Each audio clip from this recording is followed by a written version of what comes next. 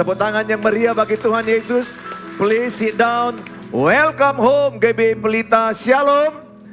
Nice meet you all. Please join with our social media. Silakan bergabung dengan sosial media gereja, sosial media Bapak Gembala, terutama di YouTube, di Menara Doa Pagi. Setiap pagi jam 5 pagi kita ada Menara Doa Pagi. Saudaraku yang ada di live streaming, shalom dimanapun engkau berada. Saya berkata God bless you. Tuhan Yesus memberkati saudara berlimpah-limpah. Hari ini tema yang saya berikan adalah lebih berbahagia memberi daripada menerima. Lebih berbahagia memberi daripada menerima. Sama-sama katakan 1, 2 ya. Lebih berbahagia memberi daripada menerima. Ayat pembuka saya berikan dalam kitab Kisah Para Rasul 20 ayat yang ke-35. Dalam Kisah Para Rasul 20 ayat yang ke-35, mari sama kita baca. Dalam segala sesuatu telah kuberikan contoh kepada kamu bahwa dengan bekerja demikian kita harus membantu orang-orang yang lemah dan harus mengingat perkataan Tuhan Yesus. Sebab ia sendiri telah mengatakan adalah lebih berbahagia memberi daripada menerima. Lebih kuat lagi yang punya suara di balkon yang di belakang sama-sama katakan adalah lebih berbahagia dengan suara yang terbaik. 1, 2 ya. Adalah lebih berbahagia memberi daripada menerima. Katakan, saya lebih suka memberi daripada menerima. 1, 2 ya. Nah saudara, saya berharap itu merasuk di hatimu. Sehingga di hatimu tidak ada yang namanya mental peminta-minta. Tidak ada namanya mental-mental ditraktir. Tidak ada yang namanya mental kemiskinan. Tidak ada mental dikasihani. Tidak ada mental mengemis dalam dirimu. Alkitab, Tuhan Yesus berkata, adalah lebih berbahagia memberi daripada menerima. Bilang sebelahnya, aku lebih suka memberi. Bilang sebelahnya, traktir dong. Karena dia sudah menyatakan diri lebih suka memberi. Saya percaya kalau saudara menjadi orang yang suka memberi adalah orang yang disukai orang. Tapi kalau saudara adalah orang yang suka menerima, saudara adalah orang yang akan dijauhi. Bukan anti menerima. Saya pun gak anti ditraktir kalau ada di antara saudara habis ibadah ini ajak saya makan. Karena siapa yang mengajak dia yang bayar. Tapi saya tidak akan pernah minta-minta samamu. Itu bedanya ya. Jadi saya tidak nolak kalau diberi. Minggu lalu saya khotbah di Bogor. Saya khotbah kemudian ada yang memberi hadiah batik. Saya terima dong. Saya nggak anti menerima. Tapi mentalku tidak mental menerima gitu loh. Semakin mentalku tidak mental menerima, makin banyak orang memberi. Tapi aku paling tidak mau mengemis minta-minta, traktir dong, tolong dong kasih aku kado ulang tahun. No. Apalagi anak gadis, jangan kau mengemis cinta seorang cowok. Lebih bagus kau menerima cinta seorang cowok daripada kau mengemis, cintai dong. Sayangi dong. No. Jangan mau engkau mengemis cinta orang. Tapi kalau ada orang yang mencintaimu, biarlah kalian saling mencintai. Saudara, di dalam contoh perikop yang akan saya bawa adalah 2 Korintus 8 ayat 1 sampai 9. Mari sama kita baca. 1, 2, iya. Saudara-saudara, kami hendak memberitahukan kepada kamu tentang kasih karunia yang dianugerahkan kepada jemaat-jemaat di Makedonia. Selagi dicobai dengan berat dalam pelbagai penderitaan, sukacita mereka meluap dan meskipun mereka sangat miskin, namun mereka kaya dalam kemurahan. Aku bersaksi bahwa mereka telah memberikan menurut kemampuan mereka, bahkan melampaui kemampuan mereka. Dengan kerelaan sendiri mereka meminta dan mendesak kepada kami supaya mereka juga beroleh kasih karunia untuk mengambil bagian dalam pelayanan kepada orang-orang kudus. Lebih kuat lagi semuanya, mereka memberikan lebih banyak daripada yang kami harapkan. Mereka memberikan diri mereka pertama-tama kepada Allah, kemudian oleh karena kehendak Allah juga kepada kami. Sebab itu kami mendesak kepada Titus supaya ia mengunjungi kamu dan menyelesaikan pelayanan kasih itu sebagaimana ia telah memulainya. Maka sekarang sama seperti kamu kaya dalam segala sesuatu, dalam iman, dalam perkataan, dalam pengetahuan, dalam kesungguhan untuk membantu, dan dalam kasihmu terhadap kami. Demikianlah juga hendaknya kamu kaya dalam pelayanan kasih. Semangat semua. Aku mengatakan hal itu bukan sebagai perintah, melainkan dengan menunjukkan usaha orang-orang lain untuk membantu. Aku mau menguji keikhlasan kasih kamu, karena kamu telah mengenal kasih karunia Tuhan kita, Yesus Kristus, bahwa ia yang oleh karena kamu menjadi miskin, sekalipun ia kaya, supaya kamu menjadi kaya oleh karena kemiskinannya. Perikop ini menceritakan adanya jemaat di Yerusalem, jemaat mula-mula, jemaat orang-orang yang percaya kepada Tuhan Yesus. Saya memberikan contoh, di sini ada jemaat Yerusalem. Saya ambil 2 orang bang, sekali lagi sini bang. Ya, Yogi sama Dandi sini. Saya kasih perumpamaan bergampang. Di pelayanan jemaat Yerusalem, ini gambaran jemaat Yerusalem, ini gambaran jemaat Makedonia, saya menggambarkan jemaat Korintus. Jemaat Yerusalem, orang yang baru percaya Tuhan Yesus, mereka dianiaya karena percaya Tuhan Yesus. Mereka diusir, mereka diputuskan hubungan kerja, mereka dikejar, mereka disiksa oleh karena iman mereka di masa kerajaan Romawi. Saudara, mengikut Tuhan Yesus ada penderitaan.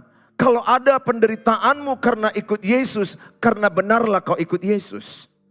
Justru kalau ada orang ikut Yesus tidak menderita, dipertanyakan benarkah dia ikut Yesus. Dalam mengiring Yesus pikul salib, sangkal diri mengikut Yesus. Sehingga ketika saya mengikut Yesus ada penderitaan, memang itu semestinya.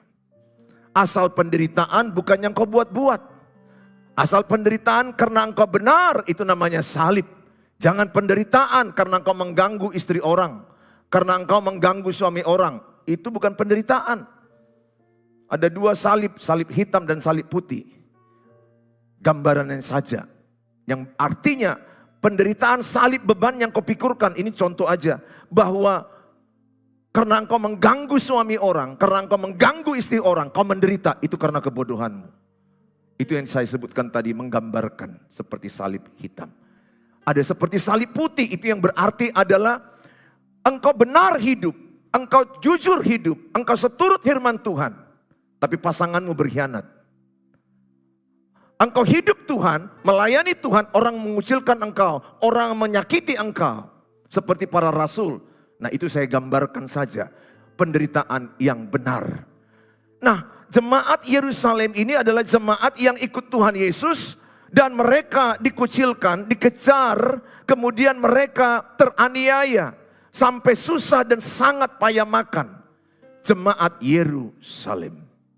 Jemaat Yerusalem mengalami kesusahan. Jemaat Korintus, saya gambarkan jemaat Korintus.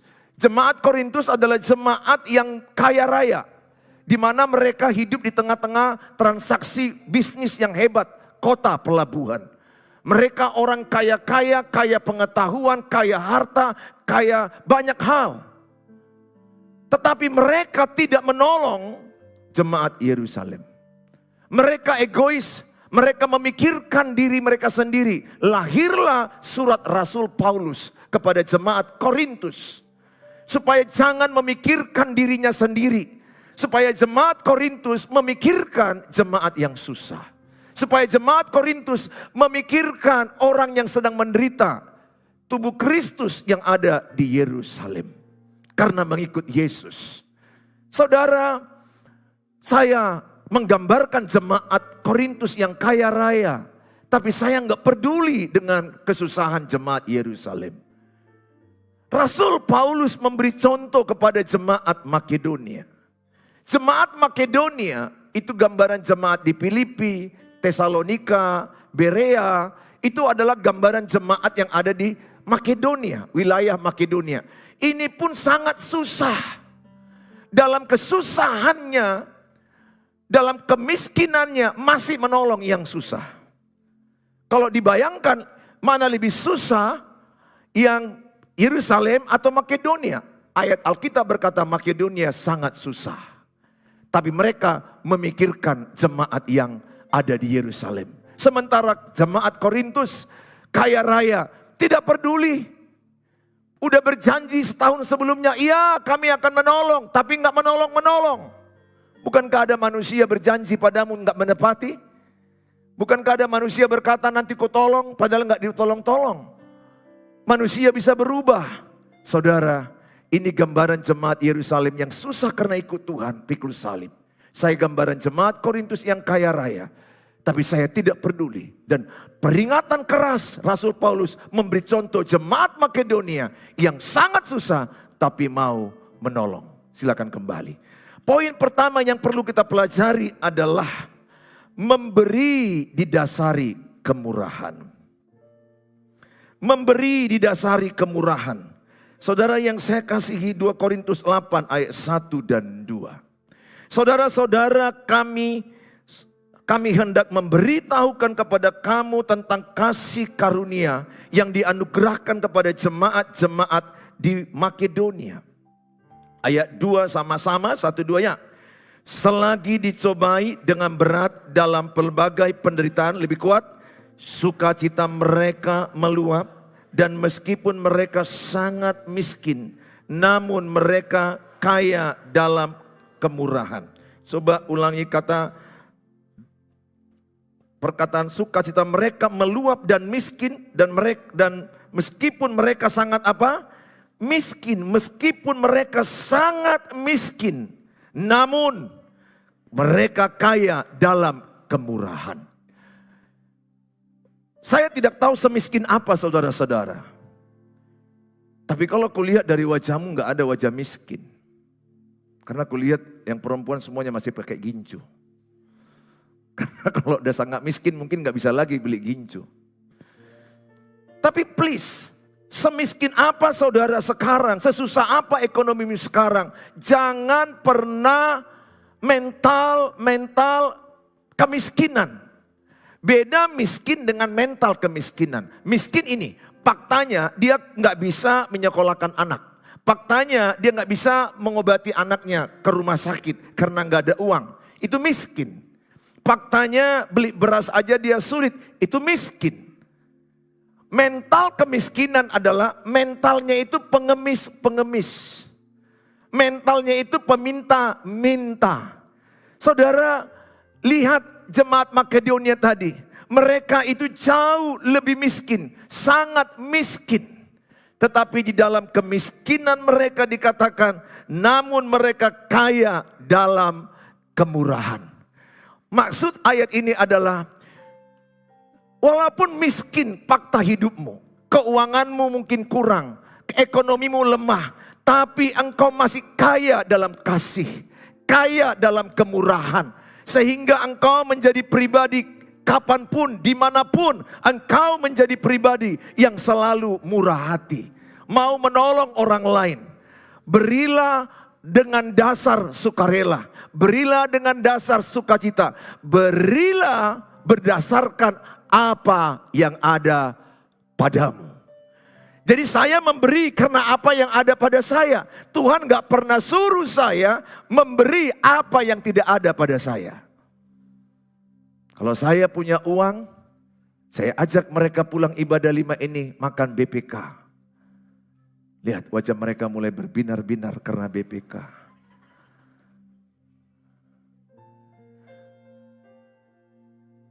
Lihat, ketika engkau memberi, orang ini senang. Tapi Alkitab berkata, lebih berbahagia apa? Memberi daripada menerima. Saudara, saya bisa ajak mereka makan karena ada uang saya. Tapi kalau nggak ada uang saya, untuk apa saya ajak? Karena dalam ilmu pentraktiran, siapa yang mengajak? Siapa yang mengajak? Dia yang bayar. Bilang sebelah, berani ngajak, berani bayar. Karena ada orang berani ngajak, pas bayar, ke toilet, pura-pura lihat WA, call.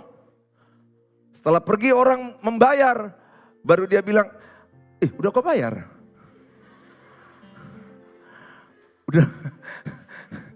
Padahal dilihat dia loh, penagih datang. Tapi sok-sok dia. Pas sudah dibayar, agak-agak payah dompetnya. Saya teringat bahwa bagi bapak-bapak ini paling payah makan bersama, bayar masing-masing. Saya pikir semua bapak-bapak hampir sama dengan saya. 70% lah paling tidak. Tapi ibu-ibu kelihat, bisanya mereka makan rujak. Tega loh. Eda makan apa? Jambu 2. Kamu makan apa? Makan nanas 1. Kamu apa? Semangka 1. Kamu makan apa? Papaya 1. Udah oke, dari kau sekian, dari kau sekian, dari kau sekian. Tega loh mereka.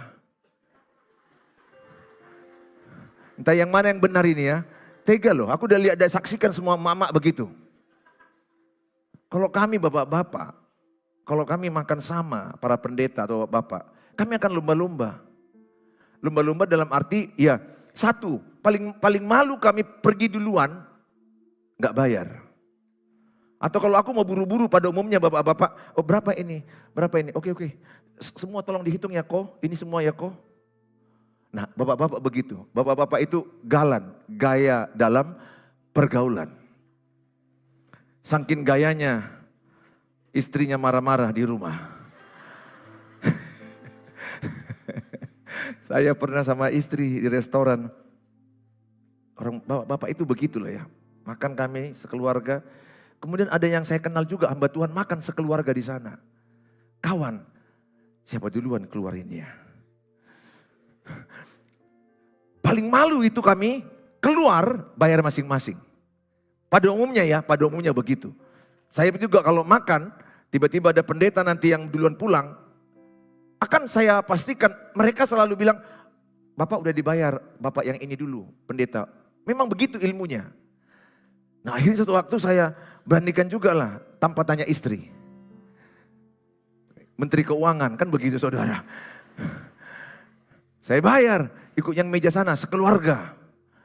Sampai di rumah disalibkannya saya. Demi gaya dalam pergaulan. Sejak itu aku bertobat, gak mau lagi bayar semua. Daripada berantem di rumah, habis-habisan. Sok kali bayar semua. Besok makan apa? Saudara yang saya kasihi, anak Tuhan itu pribadinya murah hati. Tapi bukan berarti saudara harus memberi dengan cara sembrono.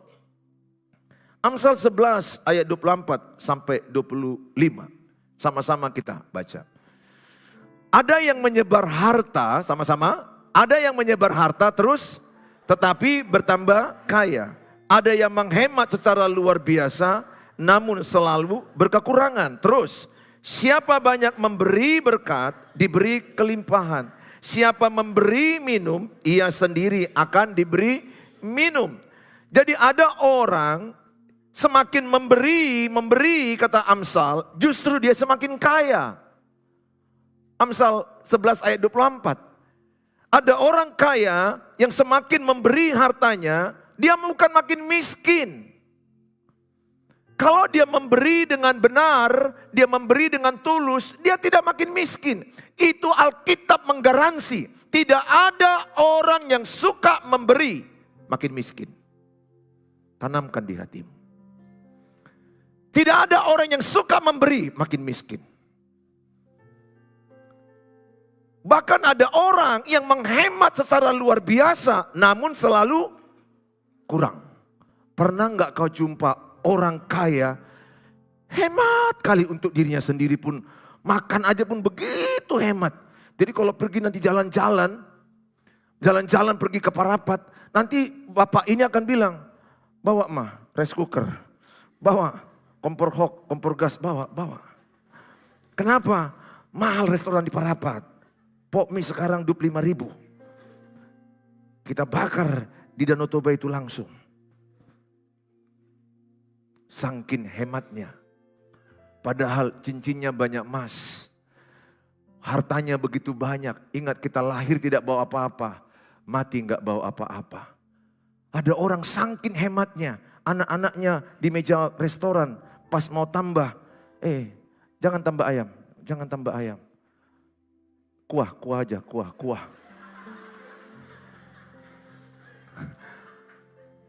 Mas, tambah kuah mas, kuah. Ada orang sangkin hematnya, beli baju untuk dia pun jarang sekali. Engkau perlu menikmati pencarianmu. Jangan sangkin hematnya engkau jadi pelit sekali untuk dirimu sendiri. Sehingga engkau gak punya waktu jalan-jalan. Engkau penting juga membagi uangmu sebagian untuk orang lain. Ingat, kita ini seperti pipa air. Pipa air itu menyalurkan air. Seperti talang menyalurkan air. Lihat perbedaan di Alkitab. Ada namanya Danau Galilea. Ada namanya Laut Mati. Danau Galilea dan Laut Mati ini adalah sama-sama menerima air dari Sungai Yordan. Danau Galilea mengalirkan air dari Sungai Yordan kepada banyak hal. Kepada tanaman, kepada sungai-sungai yang lain, dialirkannya, maka Danau Galilea ketika saya pergi, di situ ada kehidupan. Ada namanya ikan Petrus. Ada kehidupan yang enak, ada kehidupan yang luar biasa di Danau Galilea. Di Laut Mati, karena air yang dari Sungai Yordan tidak dialirkannya. Sehingga tekanan garam lebih tinggi. Sehingga makhluk hidup apapun mati di situ. Saudara, jadilah Danau Galilea yang menerima air dari Sungai Yordan, engkau alirkan. Bayangkanlah kalau engkau makan 3 kali sehari, selama seminggu enggak keluar-keluar. Jadi racun. Ya, prinsip Alkitab adalah engkau menerima berkat dan engkau memberkati orang lain. Kenapa engkau memberi? Karena engkau sudah menerima dari Tuhan. Banyak berkat yang sudah kuterima dari Tuhan, kuberikan. Maka apa namanya istilah terima kasih? Apa arti terima kasih? Kuterima dan kukasih. Katakan sama-sama, terima kasih. Yang di belakang masih diam-diam. Katakan sama-sama, terima kasih. Ku terima dari Tuhan dan ku kasih kepada sesamaku. Ku terima dari Tuhan, bilang sebelahnya, ku kasih kepadamu. Jadi kalau engkau terima berkat dari Tuhan, terima berkat dari Tuhan, kasih berkat bagi sesamamu. Kau terima uang, ku terima uang, maka uang ini ku kasih kepada sesamaku. Uang itu sebagian untuk orang lain, sebagian untuk dirimu. Dan ingat, kita bukan pemilik uang. Kita adalah orang yang dititipkan Tuhan. Apapun yang ada padamu bukan milikmu, termasuk napasmu bukan milikmu. Jadi nggak ada yang perlu kau sombongkan. Saya mengajak seperti sama saudara. Jadilah orang yang murah hati. Jadilah orang yang mau memberi seperti jemaat Makedonia. Mereka sangat miskin. Mereka menawarkan diri kepada Paulus. Kepada Rasul Paulus. Mereka memberikan diri mereka kepada Allah untuk diakonia. Mereka memberikan diri mereka kepada Rasul Paulus. Dipakai untuk diakonia. Diakonia adalah pelayanan kasih. Ingat, semakin engkau memberi, semakin diberi Tuhan. Semakin engkau menabur, semakin dipercayakan Tuhan. Kalau engkau sama seperti kata Alkitab, kalau engkau memberi, lihat engkau akan menerima dengan luar biasa. Dalam 2 Korintus 9 ayat 6 sampai 7. Sama-sama kita baca. Bagaimana engkau supaya diberkati? Memberi. Lihat, kalau engkau suka memberi, Tuhan pasti engkau beri lebih dan lebih lagi. Karena Tuhan tahu engkau tidak egois. Karena Tuhan tahu engkau tidak memikirkan dirimu sendiri. Engkau memikirkan orang yang susah. Engkau memikirkan sesamamu. Sehingga Tuhan dan sorga tidak akan bermain-main menghemat-hemat sumber sorga bagimu. Dia akan percayakan kepadamu lebih banyak lagi. Karena Tuhan tahu engkau diberkati untuk memberkati. Engkau menerima untuk mengasihi kepada sesamamu. 2 Korintus 9 ayat 6 sama-sama kita baca. Camkanlah ini, orang yang menabur sedikit akan menuai sedikit juga. Terus, dan orang yang menabur banyak akan menuai banyak juga. Terus, hendaklah masing-masing memberikan menurut kerelaan hatinya. Jangan dengan sedih hati atau karena paksaan. Sebab Allah mengasihi orang yang memberi dengan sukacita. Katakan sama-sama, Allah mengasihi. 1, 2 ya. Allah mengasihi orang yang memberi dengan sukacita. Beri dengan sukacita, beri dengan sukarela. Kalau engkau memberi dengan sukacita, itu adalah persembahan harum. Tapi kalau engkau memberi dengan sungut-sungut, itu persembahan kejijikan. Maka ketika engkau memberi kepada orang, berilah dengan tulus. Apa arti tulus? Artinya engkau tidak perlu mengingat-ingat yang kau beri kepada orang. Artinya engkau tidak perlu memberitahukan apa yang kau beri kepada orang. Hilang berkatmu ketika kau pamer apa yang kau beri. Kenapa Tuhan bilang, diberkatilah orang yang berharap pada Tuhan. Yeremia 17 ayat yang ke-7. Ayat yang kelima, terkutuklah orang yang berharap kepada manusia. Ayat yang kelima. Saudara, Tuhan tidak mau engkau berharap kepada familimu, kepada manusia. Dengar anak-anakku mahasiswa. Mungkin kau berharap kepada pamanmu, berharap kepada tulangmu, berharap kepada bapak talumu, mama talumu. Siapapun keluargamu yang kau harapkan orang kaya ketika engkau tidak bisa bayar uang kuliah semester. Dan kalau kau berharap pada manusia, satu kata bagimu, kecewa.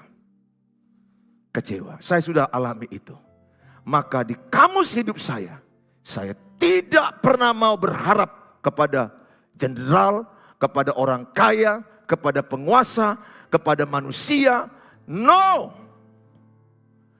Kalau saudara berharap kepada manusia, apa kata Tuhan? Terkutuklah.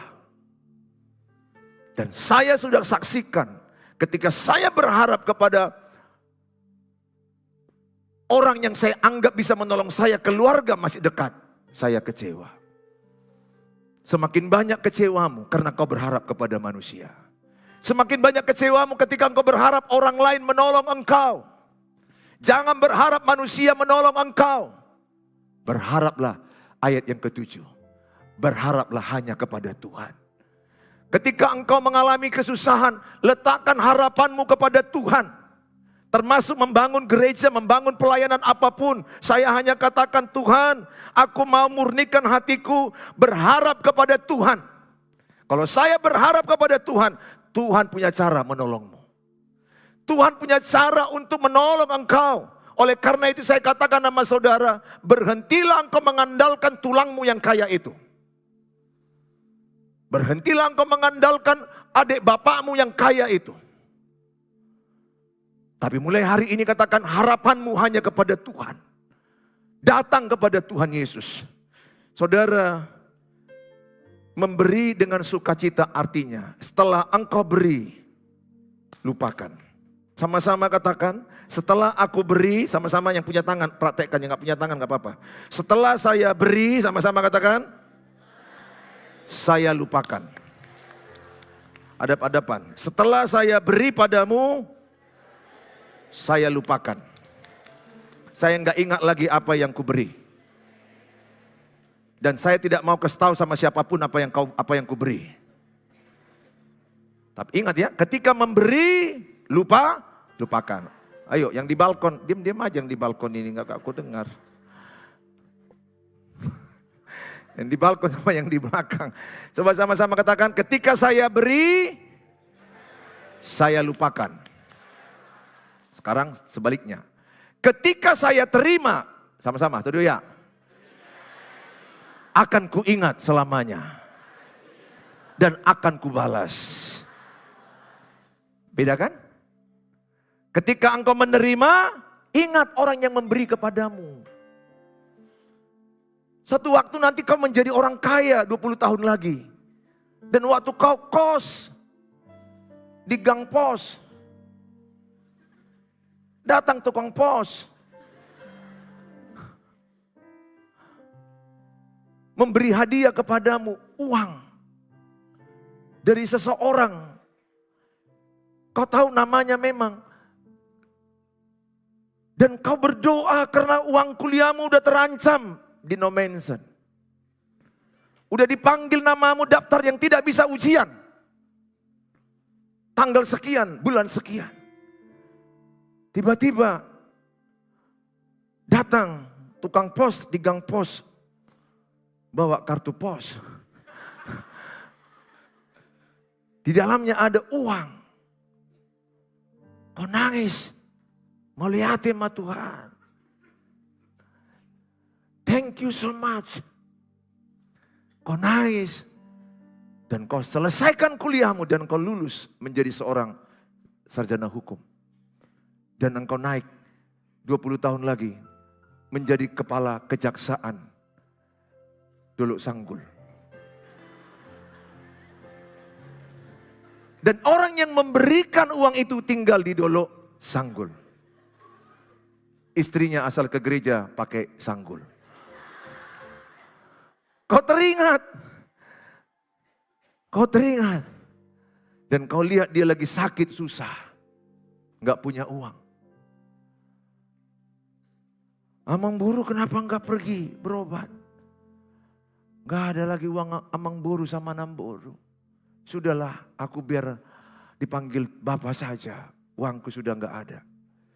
Tapi kau teringat, di gang pos, datang tukang pos. Bawa surat pos. Dan kau selesai. Dan kau menjadi kepala kejaksaan. Yang ada berkat uang halal yang kau terima. Dan kau akan tidak segan-segan berkata kepada dia, Amang Buru, berobatlah kau. Semua pengobatanmu kutanggung. Bisa terjadi begitu. Bisa terjadi. Unang pulang marsako Amang Buru. Hati yang gembira adalah obat yang manjur. Berobatlah Amang Buru. Ingat, yang dikasih Amang Burunya waktu itu 2 juta. Pengobatan dia mungkin 200 juta. Saudara, apa yang kau tabur, itu yang kau tuai. Engkau menabur sedikit, engkau akan menuai sedikit. Engkau menabur banyak, engkau akan menuai banyak. Tapi ada juga orang yang ditolong, gak tahu diri. Pernah gak kau punya pengalaman? Udah capek kau nolong dia, tapi digosipnya kau, dipitnanya kau. Dan tiap bulan kau sering kasih dia uang, entah barang 200 ribu, 300 ribu. Suatu waktu kau gak kasih, bulan yang ke-8 ditagihnya, biasanya kau kasih. Yang lupanya kau. Berarti dia sudah ketergantungan padamu. Ya, jangan biarkan dia menjadi peminta-minta. Pesanku sama saudara, tabur dengan tulus ikhlas. Ada orang memberi itu dengan 3 level. Level pertama memberi dari kelebihan. Kalau uangku di BRI, di ATM ada 100 juta. Kayaknya beberapa ATM-nya ini isinya hanya Tuhan dan staf-stafnya yang tahu, nah saudara. Karena ada beberapa orang hanya cek saldo aja. Pas nanti udah saldonya sedikit, agak-agak digemakan. Supaya jangan nampak saldonya tinggal 25.000 rupiah. Anda tidak bisa menarik. Enggak hanya dirimu begitu, aku pun pernah berkali-kali. Saudara, memberi dari kelebihan, kalau saldo uangku ada 100 juta, aku memberi 10 juta. Itu memberi dari kecukupan atau kelebihan? Sama-sama dulu saudara jawab. Kalau saya punya 100 juta di BRI, di tabungan ATM, saya memberi 10 juta kepada orang yang susah, orang miskin. Saya memberi dari kelebihan atau kecukupan? Kelebihan. Kalau saya punya uang 10 juta, saya kasih 8 juta atau kasih 9 juta, saya memberi dari kelebihan atau kecukupan? Bisa dibilang kecukupan. Pas-pasan, cukup. Tapi kalau saya punya duit 20 ribu, yang itu adalah makan malamku sekarang. Pulang gereja ini, saya mau makan malam 20 ribu. Itu pun ayam penyet Mama David. Kalau ayam penyet Surabaya 25 ribu bos. Ayam penyet Mama David 12.500. Saudara, uang 20 ribu itu saya berikan sama orang yang miskin. Karena sekeluarga belum makan nasi satu hari ini. Waktu saya kasih yang 20 ribu itu, nangis ibu itu. Kami bisa makan dengan 20 ribu. Saudara dengar, jangan anggap enteng dengan pemberian 20 ribu. Bagi orang tertentu 20 ribu itu sangat berarti. Dia bisa beli beras secukupnya untuk makan beberapa hari. Nggak usahlah 20 ribu, saya pernah dulu naik sodako. Saking gak ada uang 1.000 rupiah, aku cari-cari. Kuangkati tilam, kuangkati apa, ku sapu-sapu, mana lah. Pas gak ku cari datang kau, ku cari gak dapat pula kau. Yang ketawa ini samalah, pernah mencari-cari untuk selamat ongkos sodako atau ongkos angkutan. Cari uang 1.000. Saudara, memberi dari 3 hal, dari 3 aspek. Memberi dari kelebihan itu biasa. Memberi dari kecukupan itu pun sudah sangat luar biasa. Memberi dari kekurangan. Lukas 21 ayat 4. Lukas 21 ayat 4. Ini yang dilakukan jemaat Makedonia. Memberi dari kekurangan. Sama-sama kita baca 1, 2 ya. Sebab mereka semua memberi persembahannya dari kelimpahannya. Tetapi janda ini memberi dari kekurangannya. Bahkan ia memberi seluruh nafkahnya. Memberi dari kekurangan itu luar biasa. Artinya mungkin malam ini contohnya engkau hanya punya 20 ribu rupiah yang cukup untuk makan malammu. Tapi ketika kau jumpa ada orang satu keluarga kelaparan, engkau berani berkata, Bu, beli ini untuk berasmu. Dan Tuhan tahu kau tidak makan malam itu. Puasa terpaksa. Malaikat di sorga akan acung jempol. Dan gak perlu kau ceritakan apa yang kau beri kepada orang. Gak perlu kau foto-foto apa yang kau beri kepada orang. Gak perlu kau ceritakan kepada orang lain. Oh, kalau gak ku beri ini, gak kuliah ini. Ini jadi kuliah sarjana karena dari saya. Berkatmu hilang. Jangan menceritakan apa yang kau beri. Berilah untuk Tuhan. Hanya Tuhan dengan dirimu yang tahu. Apa yang diberi tangan kananmu, tangan kirimu jangan tahu. Apa yang kau kasih kepada orang, bilang sebelahnya,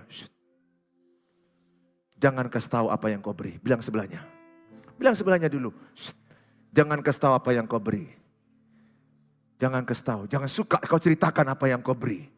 Makanya manusia dikatakan jangan berharap kepada manusia. Kenapa? Karena manusia itu bisa berubah. Satu. Sebentar bilang iya, sebentar bilang tidak. Jemaat Korintus.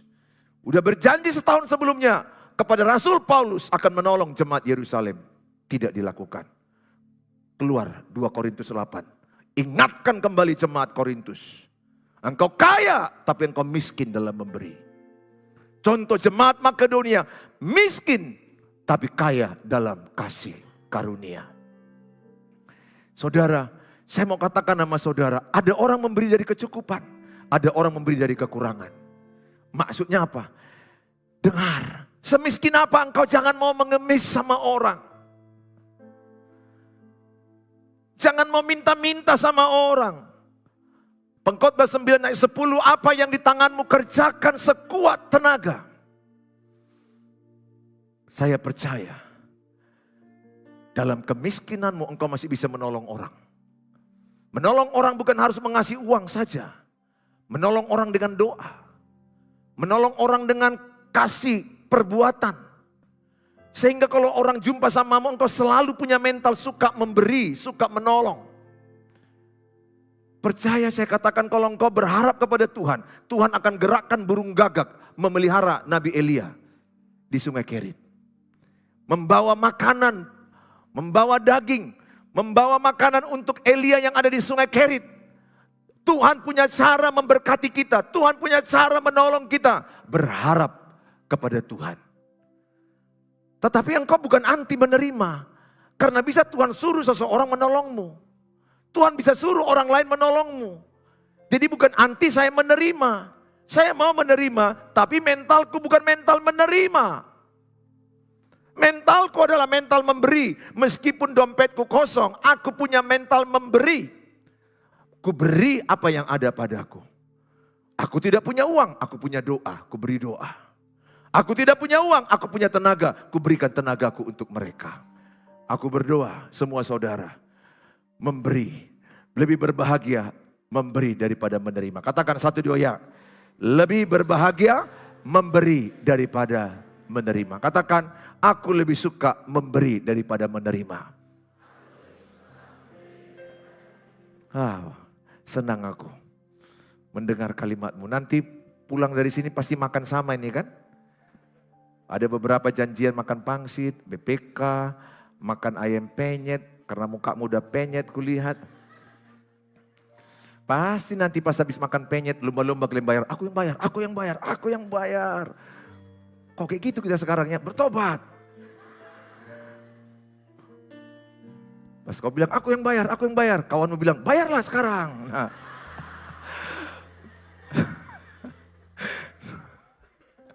Baru dia bilang, besok bayar lagi.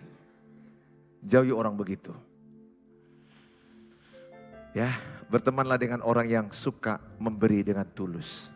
Ingat, kalau engkau tadi sudah menerima, engkau juga akan mengasihi. Namanya terima kasih. Katakan terima kasih. 1, 2 ya.